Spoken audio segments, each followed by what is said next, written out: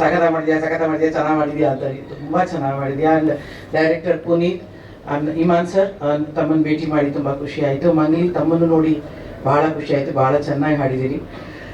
ಹಾಡು ತರುಣ ಏನೇ ಮಾಡಿದ್ರು ಕೊನೆಗೆ ಮದುವೆ ಮಾಡಿಕೊಂಡ್ರು ಕೂಡ ಅದು ಭಾಳ ಫಸ್ಟ್ ಕ್ಲಾಸಾಗೇ ಇರುತ್ತೆ ಅಂತ ಈಗಾಗಲೇ ಪೂರ್ವವಾಗಿದೆ. ಅದರಿಂದ ಒಳ್ಳೆ ಹೆಂಡತಿ, ಒಳ್ಳೆ ಮನೆತನದ ಚೆನ್ನಾಗಿ ನೋಡ್ಕೊಳ್ತಿದ್ಯಾ ಅಂತ ಭಾಳ ಕೇಳಿದ್ದೀನಿ ಕಂದ ನಿನ್ನ ಬಗ್ಗೆ. ತುಂಬ ಖುಷಿ ಅನಿಸುತ್ತೆ. ತರುಣ್ ನನಗೆ ಸ್ವಲ್ಪ ಸಮಯ ಪ್ರಜ್ಞೆ ಸ್ವಲ್ಪ ಜಾಸ್ತಿನೇ. 10:30 ಅಂದರೆ 10:30 ಬಂದ್ಬಿಟ್ಟಿರ್ತೀನಿ.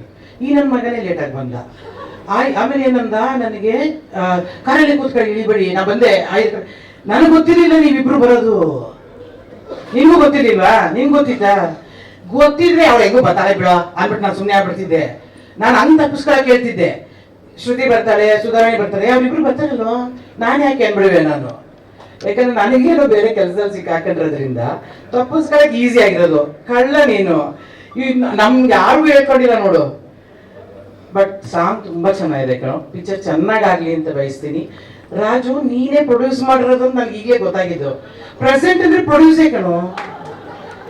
ಏನೋ ಮಾತಾಡ್ತಾರೆ ಅಂತ ಅನ್ಕೊಳ್ತೀವಿ, ಆದ್ರೂ ಹೇಳಲ್ಲ ಬಿಡು, ಪರವಾಗಿಲ್ಲ. ಏನ್ ಕೊಟ್ಟಿದ್ರು ಏನು. ನಾವು ನೋಡಿ, ಇವತ್ತು ರಾಖಿ ಹಬ್ಬ, ಅಣ್ಣ ನಮಗೆ ಕೊಡಬೇಕು, ನನ್ನ ಬಳೆನೇ ಕಿತ್ಕೊಂಡು ನನಗೆ ಹಾಕದ.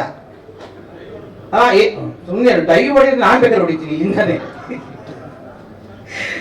ಬಟ್ ರಾಜು, ಅಫ್ಕೋರ್ಸ್ ನೀನ್ ಯಾವಾಗ್ಲೂ ಮಾರಲ್ ಸಪೋರ್ಟ್ ಆಗಿರ್ತೀಯ. ನಾನು ನೀನ್ ದುಡ್ಡು ಕೋಟೆ ಬಿಟ್ಟಿಯ ತಮಾಷೆ ಮಾಡ್ತಿದ್ದೆ ಅಷ್ಟೇ. ಆಯಣ್ಣ ಇಲ್ಲಿ ದಯಣ್ಣ. ಬಟ್ ಖುಷಿ ಅನ್ನಿಸ್ತು, ನೀನು ಯಾವಾಗಲೂ ಮಾರಲ್ ಸಪೋರ್ಟ್ ಆಗೇ ಇರ್ತೀಯ. ನನಗೆ ತುಂಬಾ ಖುಷಿ ಅನ್ಸುತ್ತೆ. ಇವರಿಬ್ರು ನಂಗೆ ಸರ್ಪ್ರೈಸ್ ಆಗಿ ಇವತ್ತು ಸಿಕ್ಕಿದ್ದು. ಏನ್ ಮಾಡಿದ್ರು, ರಾಕಿ ನಾವೇ ಕಟ್ಕೊಂಡ್ಬಿಡ್ತಾ ಇದ್ವಿ 3 ಜನ.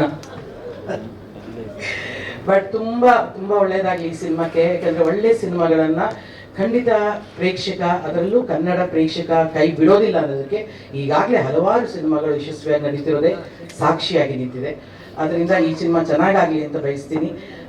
ಮತ್ತೊಮ್ಮೆ ನಿಮ್ಗೆಲ್ಲ ಇಡೀ ಟೀಮ್ಗೆ all the best and congratulations. ನೀನು ಮತ್ತೆ ಮಾತಾಡ್ಬೋದಮ್ಮ. ನಮಸ್ಕಾರ.